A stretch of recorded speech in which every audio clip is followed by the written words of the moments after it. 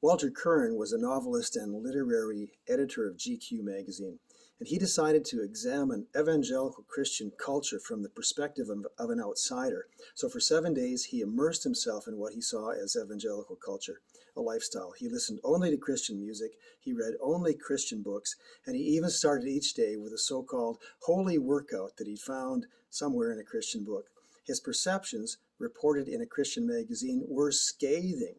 On day 7, he concluded that evangelical Christianity is mall Christianity.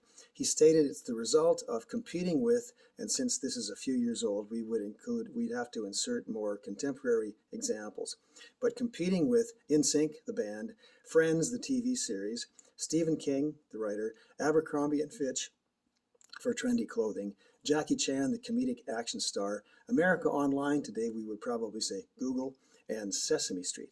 He concluded, what makes the stuff so thin, so weak, and cumulatively so demoralizing has nothing to do with faith. The problem is lack of faith. The writer who reported on Curran's comments said, sure, we could say he must not have met the right people. In fact, if he had attended our church, he would certainly have come away with a different perspective. But his perceptions are held by quite a few people outside of faith in Christ. Do we worship Jesus and lay down pretense and surrender our best gifts along with our weaknesses to him? A caravan of outsiders arrived in Jerusalem. They too were looking for reality, the real thing, the real king of the Jews. They said to Herod, where is this newborn king of the Jews? They'd seen his star in the east. Meet Herod, the king faker. D.A. Carson says Herod was politically gifted and an excellent administrator. However, he loved power and, you guessed it, higher taxes. Many Jews considered him a fake king. He became so paranoid in his later years that he killed off his closest friends, his wife Miriam, at least 2 of his sons, and many others. So when Herod was disturbed by the arrival of these kingmakers, the wise men, everybody got worried.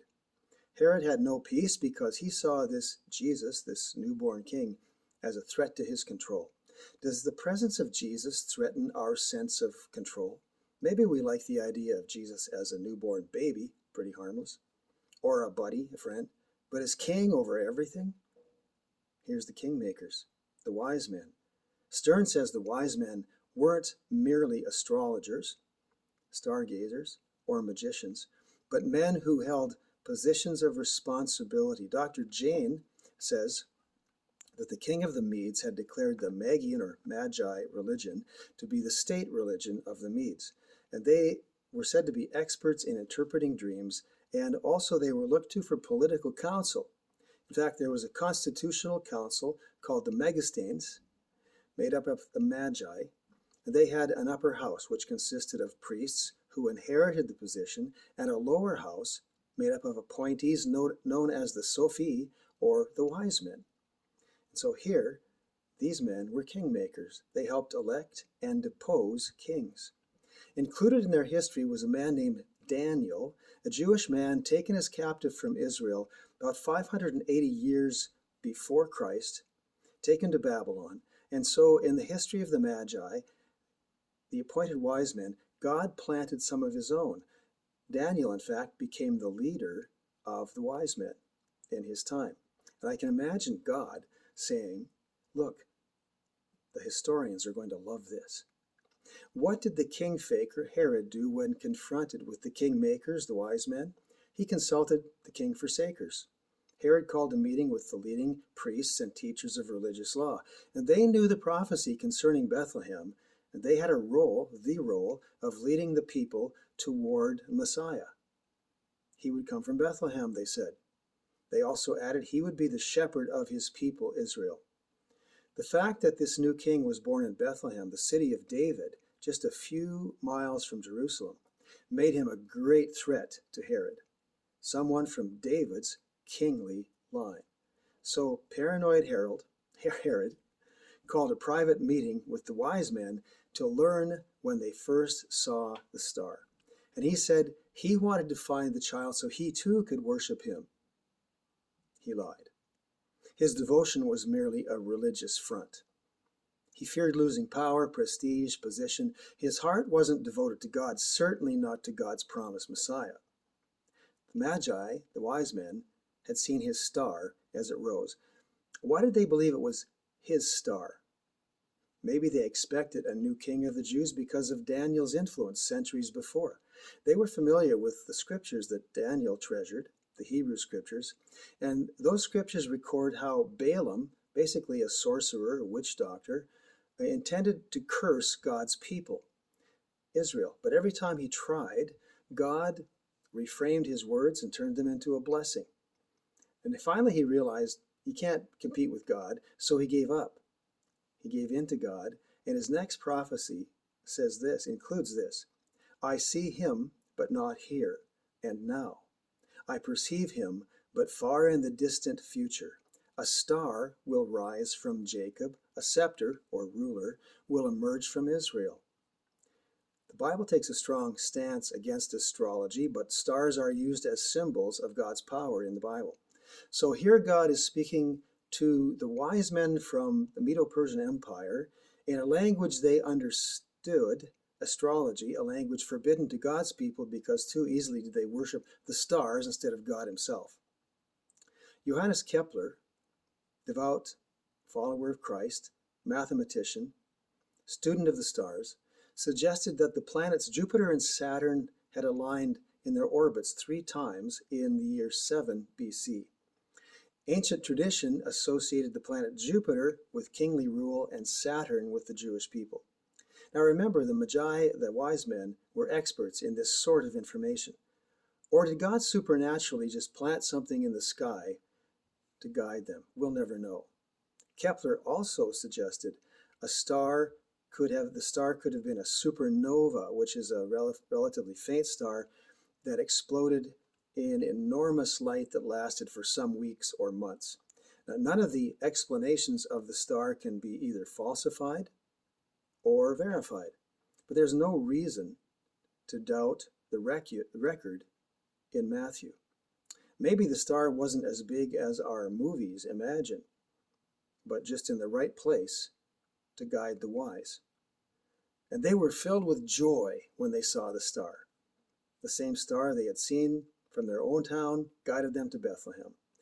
Carson says that once the wise men arrived in the little town of Bethlehem, they likely made discreet inquiries about where to find the child. The shepherds hadn't been quiet about the fact that this miraculous birth had taken place a couple of years before, so people were aware of the presence of Mary, Joseph, and the baby, now a young boy. So the whereabouts of Mary and Joseph's house wouldn't be too tough to acquire. They entered the house and saw the child with his mother, Mary, and they bowed down and worshipped him, Matthew records. Then they opened their treasure chests and gave him gifts of gold, frankincense, and myrrh. Carson explains that frankincense was a glittering, fragrant gum drawn from the bark of trees. Myrrh was also highly valued as a spice, a perfume, and used for embalming. And gold was always gold. So they opened their gifts and they worshipped Jesus. When Jesus' disciples were terrified years later, scared of dying at sea because of the storm, and Jesus told the storm to quiet down, it did. And the disciples worshipped him. You really are the Son of God, they exclaimed. Worship Jesus. Jesus healed a man who'd been born blind. The man didn't know who Jesus was. He later encountered him again, and Jesus said, do you believe in the Son of Man, the Messiah? And the man said, well, who is he? And he said, I'm him. And he said, yes, Lord, I believe. And he worshiped Jesus. Some of the disciples of Jesus found him alive outside his tomb 3 days after he'd been buried. And as they went, Jesus met them and greeted them, Matthew says, and they ran to him, grasped his feet, and worshipped him. Worship Jesus. Our faith relationship to Jesus Christ is principally expressed through worship. I don't want to be a king forsaker, someone who knows the scriptures well but doesn't recognize who Jesus really is, the Lord over everything in my life. Do we worship Jesus or merely study him? Herod was right about one thing. Ultimately, there can be only one king over God's people. It's Jesus. Does the idea of Jesus as king over everything disturb you? If it does, you're not alone. I think perhaps all of us have felt or experienced this, but Jesus doesn't compromise his lordship. Though extremely gracious, he is the king, the Lord over everything. Jesus took up this same word disturb that Matthew used to describe Herod when the wise men came to Jerusalem. And he used it to describe what his own disciples might go through in this world. And Jesus said to them, "Don't let your hearts be troubled. Trust in God. Trust also in me. There is more than enough room in my Father's home." He continued, "I am leaving you with a gift, peace of mind and heart, and the peace I give is a gift the world cannot give, so don't be troubled or afraid." Herod and company had no peace because they saw Jesus as a threat to their control. The wise men had peace because Jesus was all they sought. Same for you and same for me. Do we worship Jesus without reservation? Our calendar, our goals, ambitions, time, resources surrendered to him? The wise men surrendered all these and came from a long way away to worship the Messiah. Jesus is king of everything. Are you free to worship him in all of your life? Or would you rather try to retain control and get through the best way you know how? Wherever your treasure is, Jesus said, there the desires of your heart will also be. The wise men put their hearts on the line by laying down their treasures. If our worship of Jesus doesn't encompass all of our material resources, we're king neglectors, if not king fakers. And this is true of all kinds of treasure. Maybe you fear losing control of your life. I have good news.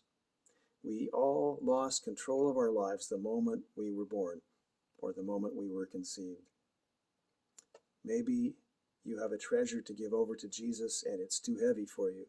It preoccupies your mindset. Maybe it's even an obsession. Worship Jesus. Give it to him.